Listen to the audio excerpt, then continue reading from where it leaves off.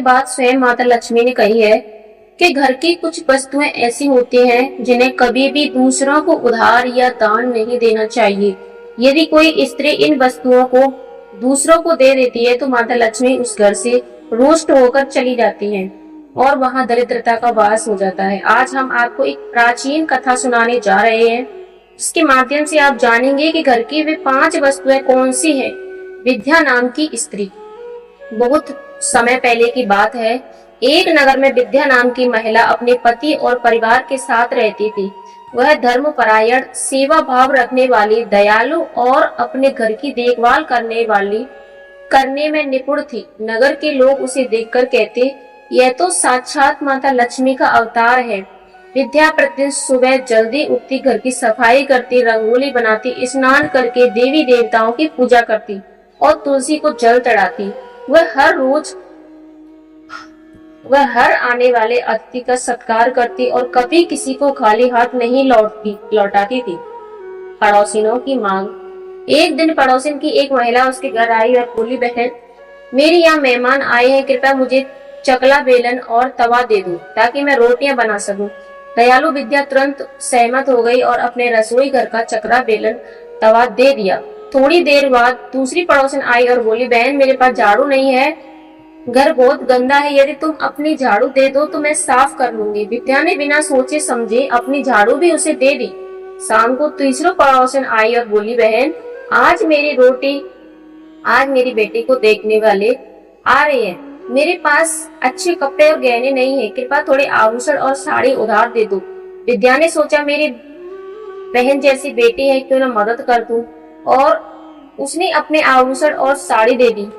रात होते होते एक महिला और आई और बोली, मेरे बच्चे को दूध चाहिए, घर में कुछ नहीं है, क्या तुम थोड़ा सा दूध दे सकती हो? विद्या ने दया भाव से तुरंत दूध भी दे दिया। अगली सुबह खबर मिली कि विद्या के पति की दुकान लुट गई और पति जब घर लौटा तो तिजोरी भी खाली थी। सभी ने विद्या को दोषी ठहराया कि पड़ोसियों को घर की वस्तुएं देने से यह अनर्थ हुआ है। पति ने क्रोध में उसे घर से निकाल दिया। रोती बिलखती विद्या माता लक्ष्मी के मंदिर पहुंची और प्रार्थना करने लगी, हे माता, मैं तो सदा आपकी पूजा करती थी, फिर भी मेरा घर उजड़ गया, मैंने ऐसा कौन सा अपराध किया? निराश विद्या नदी में कूद कर प्राण त्यागने जा रही थी। तभी एक साक्षात माता लक्ष्मी प्रकट हुई।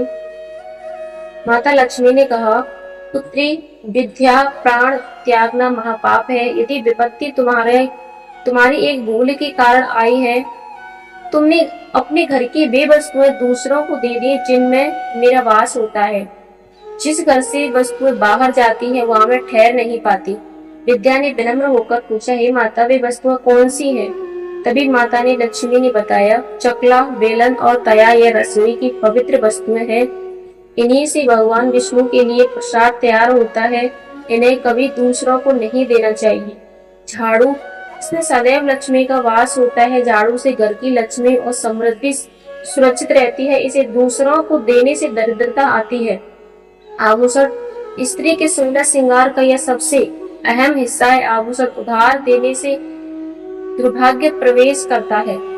सफेद वस्तुएं, विशेषकर शाम के समय दूध या सफेद चीजों का दान करने से घर में कष्ट पड़ते हैं।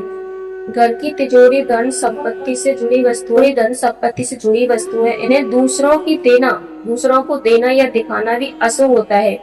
माता लक्ष्मी ने कहा, विद्या, अब तुमने अपना प्रायश्चित कर लिया है, अपने घर लौटो, मैं तुम्हें पुनः वैभव प्रदान करती हूँ। इतना कहकर माता अदृश्य हो गई। विद्या जब घर लौटी तो देखा कि पति उसका इंतजार कर रहा है। वह पछताते हुए बोला, हे विद्या, मुझे क्षमा कर दो, हमारे सारे गहने और धन वापस मिल गए। यह सब तुम्हारी पुण्य आत्मा और माता लक्ष्मी की कृपा से हुआ।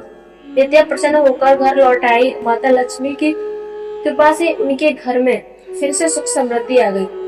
मित्रों, इस कथा से हमें यही शिक्षा मिलती है कि घर की कुछ वस्तुएं जैसे चकला, बेलन, तवा, झाड़ू, आभूषण, दूध, विशेषकर शाम को, और तिजोरी, धन से जुड़ी वस्तुएं कभी भी दूसरों को नहीं देनी चाहिए। इन